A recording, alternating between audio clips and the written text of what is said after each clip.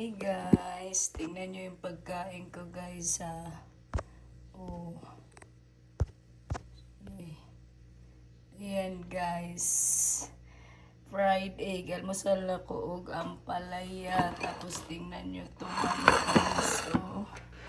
Luto na ko guys. So ampalaya. Oh, yummy yummy guys. Diba? Mga ulit tama na ako sudan guys. Akong anak is apritadang manok. Lahi-lahi mi guys. Mala ni guys, mamahaw na ko guys. Fried egg o ampalaya. Happy Tuesday sa tuwang tanan guys. Mga unta ninyo guys.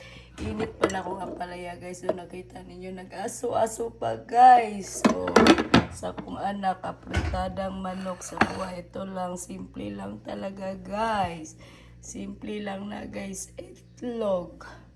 Ampalaya with egg. O, mara na guys. So, happy Tuesday sa inyong tanan. Congratulations sa 97 sa itong gihatag nga special L2 Digest sa mga viewers. O, kamunta lang dyan naka-harvest guys. Mga nagbase sa digest, mga nagbase sa 3 digest. May gani kay parihas pod guys no. Parihas pod ang ilahang ano guys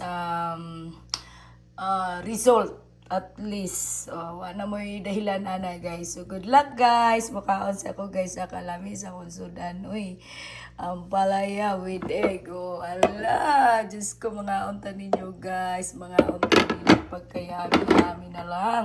Sige na guys, bye-bye na. So, ayan, nagpahibalo lang ko sa inyo. So, nihatag na kong pa-short palaban.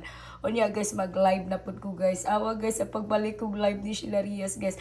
Nagbadaugon jud mong tanan. Grabe di basta-basta guys. Managingan ni Sheila Rias. Pasalamat ko sa inyong tanan. Kaya nagbadaugon na po mo. So, good luck. Mukhaon sa ko kay gigutom na ko. Kaya kung pagawag, hapon na wala niya parisan ako ng kape guys. Happy Tuesday! Congratulations!